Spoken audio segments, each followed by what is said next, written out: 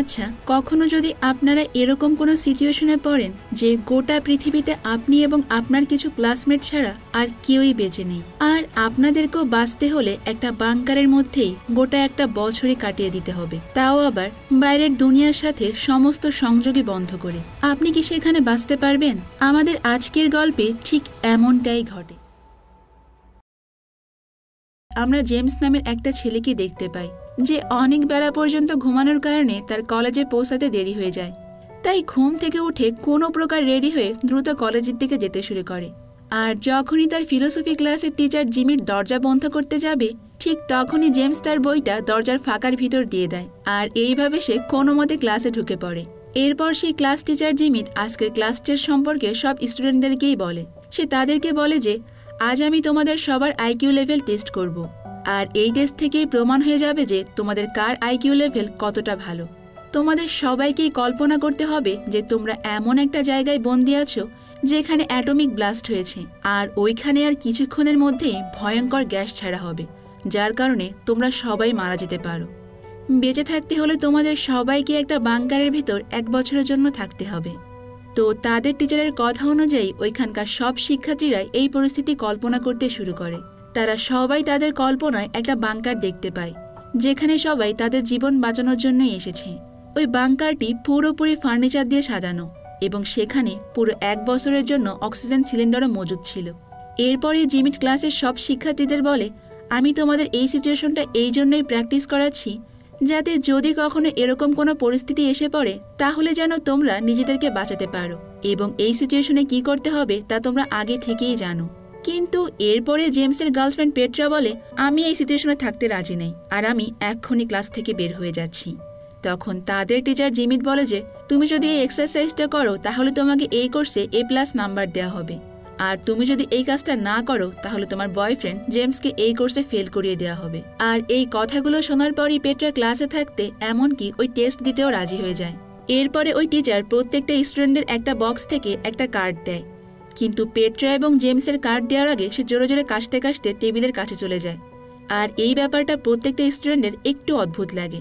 এরপর সে সব স্টুডেন্টদের বলে যে কার্ড তোমাদেরকে দেওয়া হয়েছে সেখানে তোমাদের প্রত্যেকের প্রফেশন লেখা আছে, আর এটা দেখে ডিসাইড করা হবে যে তোমাদের মধ্যে কেউই বাংকারে যাবে আর কে যাবে না, কারণ তোমরা আছো সংখ্যায় 20 জন, আর ওই বাংকারের মধ্যে জায়গা আছে মাত্র 10 জনের।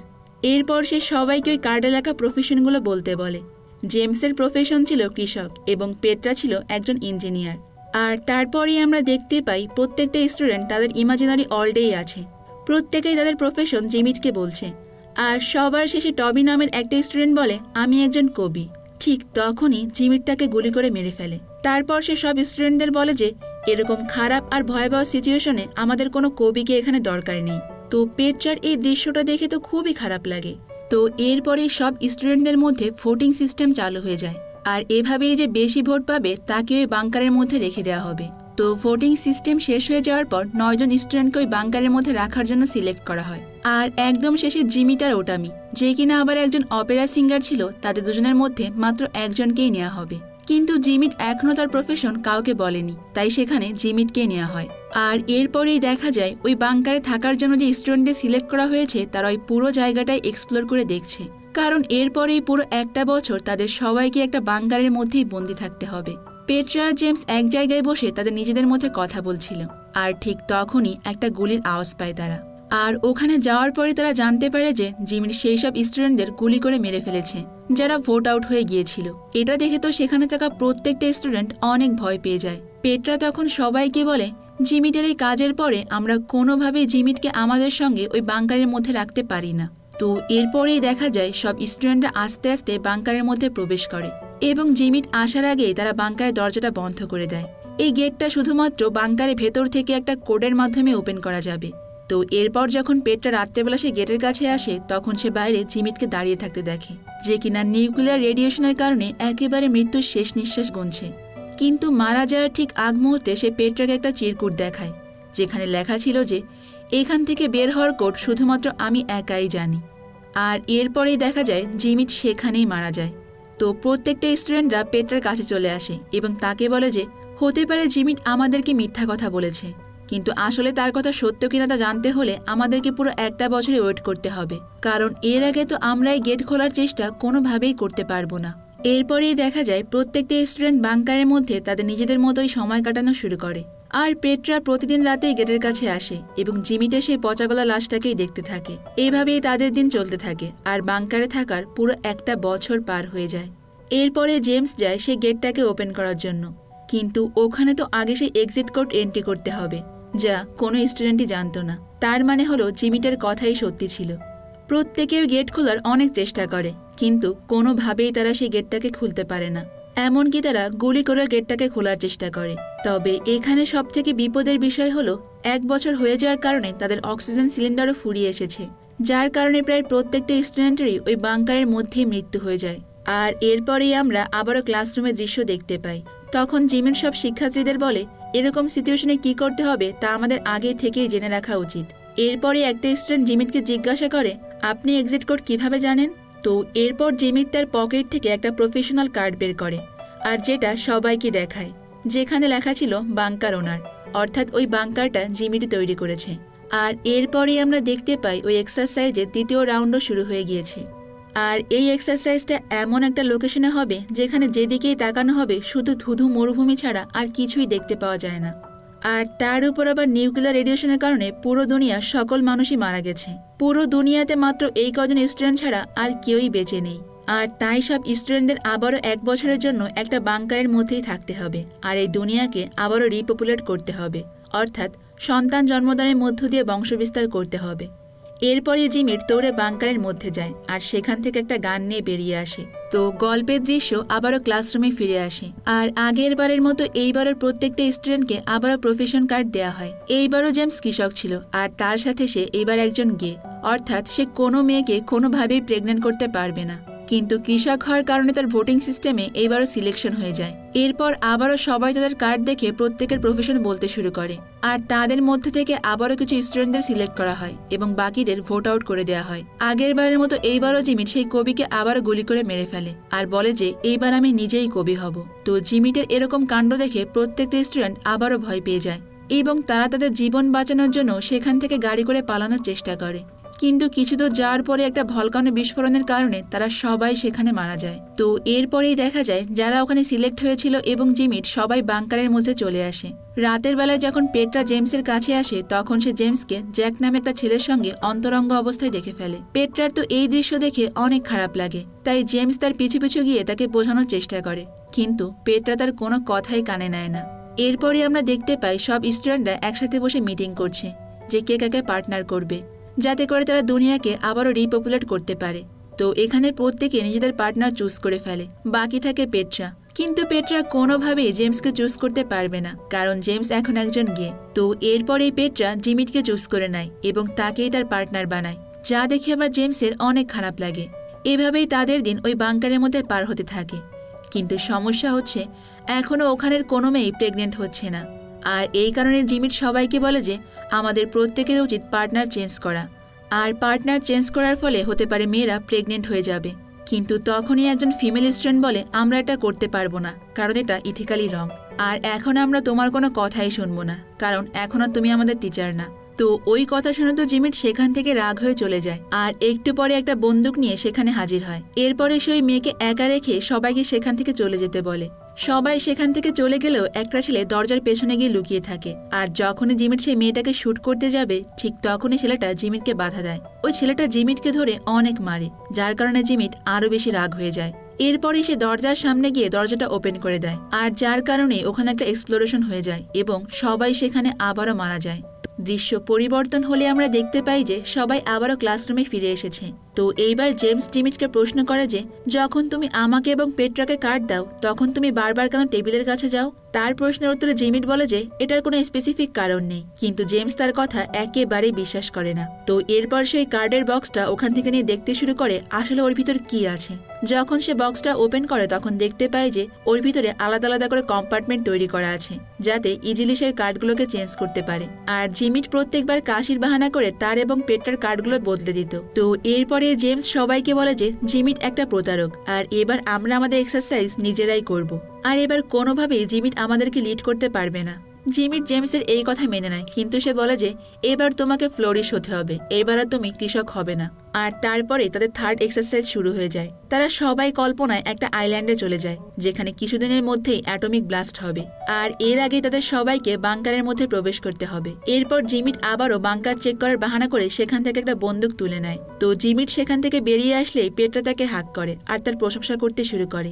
এরপরে পেট্রা সবার কাছে এসে বলে যে আমি এবার পুরোপুরি ফেয়ার ভোটিং করব। তোমরা যদি আমার সঙ্গে একমত হও তাহলে তোমরা তোমাদের হাত উঠাও।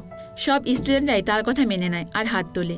আর এরপরে সেই ভোটিং সিস্টেমে পেট্রা সেই সব স্টুডেন্টদেরকে চুজ করে যাদেরকে জিমিট আগে 2 বার বাদ দিয়েছিল। তো এটা দেখে তো জিমিট তাকে হাসতে হাসতে বলে তোমার সিলেকশন একেবারেই ঠিক হয়নি। এইসব স্টুডেন্টদের আমি A+ তো দূরের কথা C গ্রেডও দিতে পারবো না।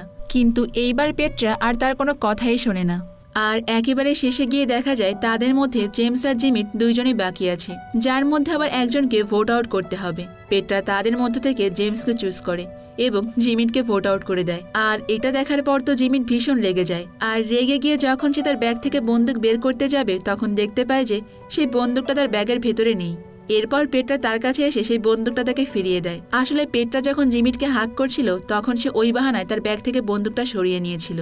তো এরপর জিমিট যখন সেই বন্দুক দিয়ে জেমসকে গুলি করার চেষ্টা করে তখন সে দেখতে পায় বন্দুকের ভেতরে কোনো বুলেটই নেই, কারণ এই বুলেটগুলো পেট্রা আগে থেকেই সরিয়ে রেখেছিল। পেট্রা তাকে আরও বলে যে এটাই তোমার টেস্ট ছিল, যদি তুমি এইবার কোনো স্টুডেন্টকে গুলি করার চেষ্টা না করতে তাহলে হয়তো আমি তোমাকে সিলেক্ট করতাম, কিন্তু তুমি এটা যোগ্যই না। এরপরেই পেট্রা ওখান থেকে জিমিটকে 2টা বুলেট দেয়। আর আমরা দেখতে পাই যে জেমস জিমিটের দিকে বন্দুক তাক করেছে, আর জেমস ওই বন্দুকটা বাংকার থেকেই নিয়েছিল। এরপর জিমিট তাকে বলে যে তুমি আমাকে মারতে পারবে না, কারণ 1 বছর পর যখন তোমরা এখান থেকে বের হবে তখন তোমাদের এক্সিট কোড দরকার হবে, যা একমাত্র আমার কাছেই আছে। আর তখনই আমরা দেখতে পাই একটা ফিমেল স্টুডেন্ট এসে সেই কোডটা বলে দেয়।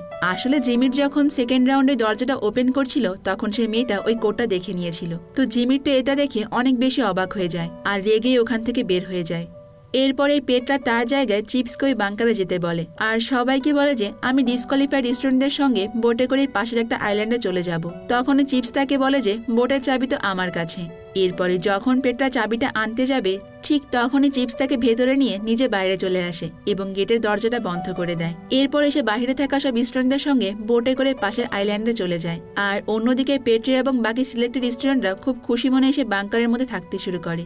আর এভাবেই আবারও 1টা বছর পার হয়ে যায়। এরপরে তারা সবাই যখন বাংকার থেকে বাইরে বের হয় তখন দেখতে পায় যে সেখানে আসলে কোনো অ্যাটমিক ব্লাস্টই হয়নি। আর তারপরে আমরা সবাইকে ক্লাসরুমে দেখতে পাই, সেখানে জিমিট সবাইকে বলছে যে আইল্যান্ডে কোনো ব্লাস্ট হয়নি মানে এটা নয় যে তোমরা সবাই বিপদ থেকে মুক্ত হয়ে গিয়েছো, কারণ তোমরা তোমাদের টিমে এমন সব লোকদেরকে চুজ করেছো যে তোমাদের এক্সপ্লোরেশন থেকে কোনোভাবেই বাঁচাতে পারবে না, তোমাদের একটা বাড়িও বানিয়ে দিতে পারবে না। তার উপর আবার তোমরা কোনো কৃষককেও চুজ করনি যে তোমাদের জন্য শস্য উৎপাদন করতে পারবে। এমনকি তোমরা কোনো ডাক্তারকেও চুজ করনি যে তোমাদের অসুখ হলে তোমাদের চিকিৎসা করবে। আর এই কারণেই তোমরা আর কিছুদিনের মধ্যেই সবাই ওখানে মারা যাবে, কারণ তোমরা এখন আবার সেই বাংকারে ফেরত যেতে পারবে না, কারণ ওইখানকার অক্সিজেন সাপ্লাই অলরেডি বন্ধ করে দেওয়া হয়েছে। তো এরপরে দৃশ্য চলে যায় আবারও সেই আইল্যান্ডে এবং পেট্রা সবাইকে বলে আমি তোমাদের সবাইকে মন থেকেই চুজ করেছি, আমরা সবাই মিলে বাংকার অনেক হাসি খুশি ছিলাম, আর যদি এই রাউন্ডে আমাদের সবাইকে মারা যেতে হয় তাহলে আমরা সেই মৃত্যুটাকে হাসি খুশি মনেই নেব। তো এরপরেই দেখা যায় কিছু সময় পরে তাদের সবার কাছে অ্যাটমিক বোম নেমে আসে। জেমস যখন এই অ্যাটমিক বোমের একটা বাটন প্রেস করতে যাবে ঠিক তখনই জিমিট তার বন্দুক নিয়ে সেখানে এসে হাজির হয়। তাকে দেখে মনে হচ্ছিল যে সে একটা পাগল, অর্থাৎ তার অবস্থা একেবারেই ভয়াবহ ছিল। সে সবাইকে বলে যে সে কিভাবে পুরো 1টা বছর একাই একটা গুহার মধ্যে কাটিয়ে দিয়েছে। সে এমন সব পরিস্থিতির সম্মুখীন হয়েছে যা অন্যরা চিন্তাও করতে পারবে না। আর জিমিট এই সবকিছুর দোষ জেমসের উপরে চাপিয়ে দেয়। সে জেমসের দিকে এগিয়ে গিয়ে বলে যে আমার বন্দুকে এখন একটা গুলি বাকি আছে, যেটা আমি তোমাকে মারার জন্যই বাঁচিয়ে রেখেছি। এরপরেই দেখা যায় সব স্টুডেন্টরা জেমসের জীবন বাঁচানোর জন্য একে একে তার সামনে এসে দাঁড়ায়। জেমস বুঝতে পারে যে তাদের এইভাবে বেঁচে থাকা সম্ভব না, তাই সে অ্যাটমিক বোমার বাটনটা প্রেস করে দেয় এবং দেখা যায় তারা সবাই সেখানে আবারও মারা গিয়েছে। তো এরপরে দৃশ্য আবারও ফিরে আসে ক্লাসরুমে এবং সব স্টুডেন্টরা মিলে চিপসের কাছে জিজ্ঞাসা করছিল তুমি অন্য একটা আইল্যান্ডে এই পুরো 1টা বছর কি করেছো। চিপস তখন সবাইকে বলে বোটে ওঠার পর আমি কল্পনা করেছি যে আমার সঙ্গে থাকা সব ছেলেরাই সেখানে মারা গিয়েছে, আর এরপরে আমি পুরো 1টা বছর শুধুমাত্র 6টা মেয়ের সাথেই মজা করেই কাটিয়ে দিয়েছি। তো তার এই কথা শুনে সব স্টুডেন্টরাই হাসতে থাকে। আর তখন জিমিট সব স্টুডেন্টদের তাদের বই সাবমিট করে বাসায় চলে যেতে বলে। সবাই তার কথা মতো বইগুলো জমা দিয়ে বাসায় চলে যায়, কিন্তু পেট্রা ওখানে দাঁড়িয়ে থাকে। এরপর সে ক্লাসরুমের দরজা বন্ধ করে দেয় এবং জিমিটকে বলে, আমি জানি জেমসকে তুমি প্রত্যেকবার ভুল প্রফেশন দিয়েছ, কারণ তুমি জেমসকে একেবারেই পছন্দ করো না। এরপরে জিমিট পেট্রাকে বলে জেমস কোনোভাবেই তোমার যোগ্য না। আসলে জিমিট পেট্রাকে অনেকদিন ধরেই পছন্দ করছিল, কিন্তু পেট্রা জিমিটকে বলে যে আমি কোনোদিনই তোমার হতে পারবো না, কারণ আমি জেমসকে অনেক ভালোবাসি। আর এটা বলে সে জিমিটকে একটা কিস করে ওখান থেকে চলে আসে। এরপরে এই গল্পের একদম শেষ দৃশ্যে দেখা যায় জিমিট আবারও সেই ক্লাসরুমে ফিরে যায় এবং নিজের মতো আবারও সব অসম্ভব সিচুয়েশনের কথা চিন্তা করতে থাকে, যার মধ্যে একটা জায়গায় দেখে সে পেট্রার সঙ্গে প্রেম করছে এবং আর একটা জায়গায় দেখে যে সে নিজেকে শুট করে মেরে ফেলেছে। আর এই দৃশ্যের মাধ্যমে আমাদের আজকের এই গল্পটা এখানেই শেষ হয়ে যায়। তো বন্ধুরা, আজকের গল্পটা আপনাদের কাছে কেমন লেগেছে? আর আপনারা যদি কখনো এরকম কোনো সিচুয়েশনে পড়েন তখন আপনারা কি করবেন সেটাও কিন্তু আমাকে কমেন্ট করে জানাতে পারেন। দেখা হবে অন্য কোনো সুন্দর মুভির এক্সপ্লেনেশন নিয়ে মিস এক্সপ্লেনের সাথে। ততক্ষণ পর্যন্ত ভালো থাকবেন। আল্লাহ হাফেজ।